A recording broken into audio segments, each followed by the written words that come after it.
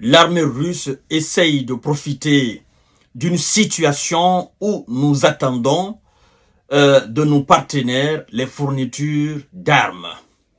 Et c'est à cela que l'armée russe s'attend effectivement qu'il y ait du retard dans le fournissement des armes. Et nos partenaires doivent comprendre que la livraison rapide des aides américaines, des fournitures d'armes, de munitions, est synonyme de stabilisation sur le front. La fourniture de ces équipements militaires, de ces armes, doit alors stopper les actions terroristes de la Russie sur le territoire ukrainien. Mesdames et messieurs, ce sont les déclarations de M. Volodymyr Zelensky. Et sur le plateau de télévision, pour les généraux et les experts en guerre ukrainienne qui étaient là, qui débattaient, eux-mêmes, ils sont complètement désolés. Ils sont désolés parce que, vous savez, l'esprit humain n'aime pas trop le mensonge. L'esprit humain n'aime pas trop se torturer pour transformer le mensonge en vérité.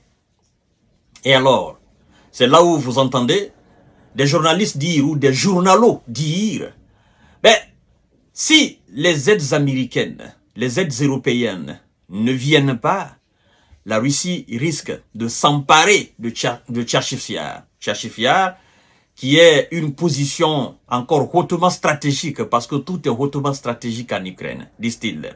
Ils disent que Tcharchiv Yar est sur une hauteur qui permettra à l'armée russe d'avoir une position claire, d'avoir une position plus que dominante sur l'armée ukrainienne au front.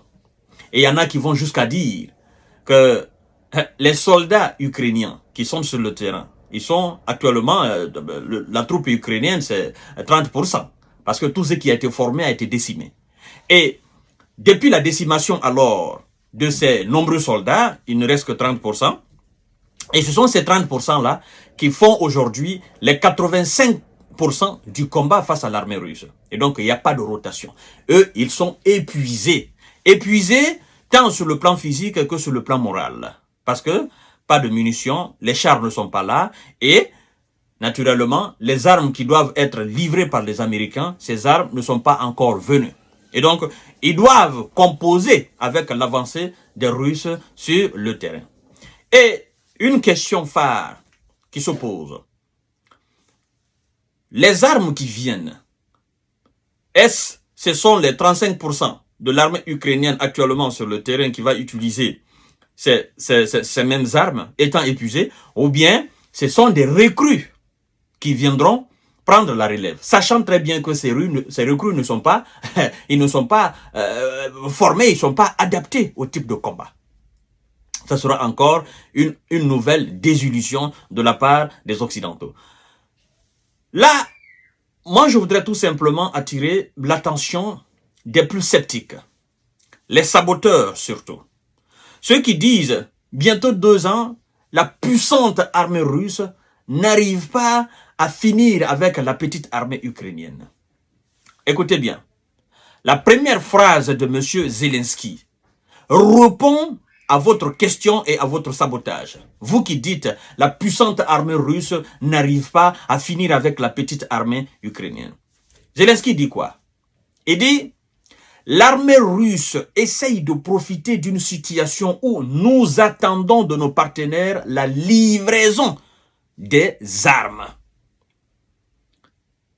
L'armée russe essaye de profiter d'une situation où nous attendons de nos partenaires la livraison des armes. Il va plus loin en disant, la livraison rapide de ces armes est synonyme de stabiliser le front. 2 déclarations très importantes. La première d'abord. La première vous dit clairement que sans les partenaires qui sont les fournisseurs à 85% des armes à l'Ukraine, l'Ukraine ne peut pas tenir. Et dans les 85%, il faut dire que les États-Unis, eux seuls, constituent 50 à 60%. Parce que Zelensky dit, nous attendons de nos partenaires la livraison rapide, n'est-ce pas, des armes. Nos partenaires, et puis il particularise. Il dit en particulier les États-Unis. Parce qu'il a compris que les Européens ne font absolument rien. Vous comprenez? Donc il dit en particulier les États-Unis. Et donc, ça veut dire quoi? À l'instant où je suis en train d'enregistrer cette émission, pour les hommes doués d'intelligence, quand je dis homme, je parle homme avec grand H, c'est-à-dire femmes et garçons. Pour les hommes doués d'intelligence, quand on dit la Russie essaye de profiter, n'est-ce pas, de cette situation où nous attendons des armes, ça veut dire quoi? Ça veut dire tout simplement, sans nos partenaires, nous ne pouvons pas tenir face à l'armée russe. La Russie n'a jamais profité d'une situation ukrainienne. La Russie s'est préparée conséquemment pour lancer son opération spéciale militaire. Et chaque jour qui passe, elle se prépare davantage.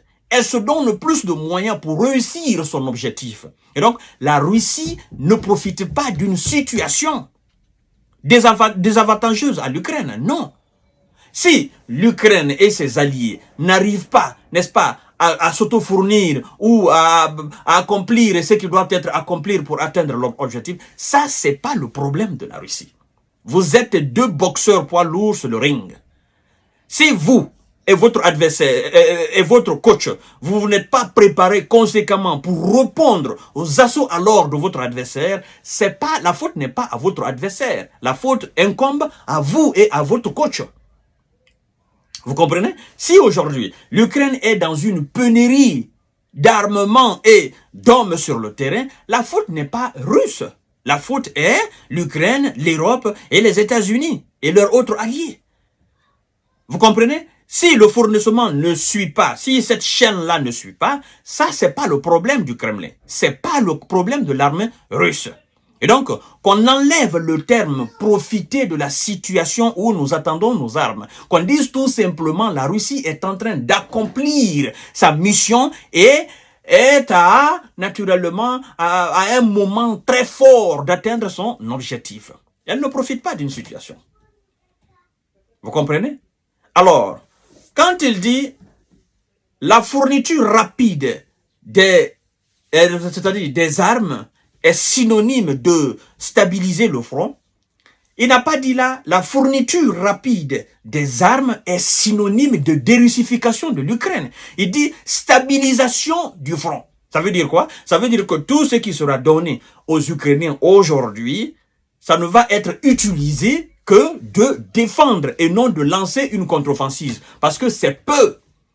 C'est peu. Ils n'ont pas les hommes pour lancer une offensive. Ils n'ont pas assez de munitions, ils n'ont pas de chars, parce que les chars ont été retirés. Moi d'ailleurs, je me pose la question. Puisque les chars Abrams sont retirés du train, sont retirés des lignes de front, ça veut dire que la livraison prochaine des États-Unis, les chars ne feront pas partir. Les véhicules blindés américains ne feront pas partir. Et qui dit absence de véhicules blindés et de chars sur le terrain, vous êtes vulnérables. Parce que les chars constituent des éléments c'est-à-dire des éléments très importants dans une telle guerre. Vous comprenez? Sans chars, mais vous êtes exposés. Maintenant, sans chars, sans avions, sans véhicules blindés, les États-Unis vont fournir quoi? Des missiles à longue portée? Ou des missiles à moyenne portée? Ils vont fournir quoi? Des munitions, des obus, ils vont fournir quoi? C'est ça au fait. Les lance-roquettes américains sont à chaque moment détruits par l'armée russe. Les Américains vont fournir quoi en termes d'armement? Parce que même s'ils venaient à fournir les F-16 ou les F-35, ce qu'ils ne feront jamais, parce que les F-35, ça coûte énormément cher, même s'ils venaient à fournir les F-16, l'Ukraine n'a pas encore de pilotes formés conséquemment pour cela. On nous apprend qu'il y a 4 qui étaient en Grande-Bretagne, qui sont actuellement en France. Il y a d'autres aussi qui sont en Grande-Bretagne, je crois bien 5 ou 6 comme ça, qui doivent rejoindre. Mais si vous devez former des pilotes ukrainiens, 2, 3, 4, ça va faire quoi? Ça va représenter quoi? Ça va représenter quoi? Si ils ne peuvent pas manier le F-16, qu'est-ce que vous devez faire? Composer avec les moyens de bord. L'aviation ukrainienne a l'habitude d'utiliser des avions de l'ère soviétique, c'est-à-dire les MiG. Alors, certainement, il y a des MiG en Pologne, il y a des MiG en Russie, en Roumanie, il y a des MiG en Lettonie, il y a des MiG certainement en Finlande. Mais regroupez tous ces MiG-là, vous les donnez à l'Ukraine. Alors, mesdames et messieurs, la situation est vraiment compliquée aujourd'hui au front. Même les journalistes au niveau des différents médias, eux-mêmes, ils se rendent compte parce qu'ils savent dorénavant que, écoutez, voilà, la situation est catastrophique. C'est trop tard. Comme disait le premier ministre polonais. Il dit, mieux vaut tard que trop tard. Il dit, j'espère qu'il n'est pas trop tard pour l'Ukraine. Et on est en train de constater cela.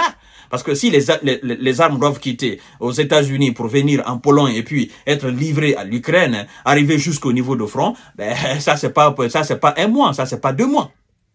Il y a des armes qui viendront d'ailleurs. Les Ukrainiens n'ont pas l'habitude d'utiliser ces armes-là. Donc, il faut les former à l'utilisation de ces armes. Et sincèrement, mesdames et messieurs, aujourd'hui, toutes les étoiles sont réunies pour que cette situation tourne au désastre, au fait. Mais bon, comme les Ukrainiens ne comprennent pas, et comme Zelensky ne comprend pas aussi, il est obstiné par cette volonté de mettre la Russie à genoux, sincèrement, je suis désolé. Mais c'est la réalité des choses, au fait. La Russie continue d'avancer, et ça donne des maux de tête à M. Zelensky et à ses alliés, parce qu'ils sont aujourd'hui impuissants, ils sont en train d'assister impuissamment, n'est-ce pas, à la victoire écrasante de la Russie. Et c'est ce qui est, c'est ce qui est dommage, au fait, après tout ce qui a été fourni. À tout à l'heure pour notre série d'informations de décortiquage. Partagez la vidéo dans tous les groupes possibles. Abonnez-vous sur ma page Facebook J Visionnaire. Abonnez-vous aussi sur ma chaîne YouTube Jeune Visionnaire Fama le vrai. Voilà, parce qu'il y a beaucoup qui ont créé des chaînes à mon nom qui ne m'appartiennent pas. Ils usurpent mon identité, ils volent mes vidéos. Donc, mesdames et messieurs, à tout à l'heure. Partagez les vidéos dans tous les groupes possibles. Merci.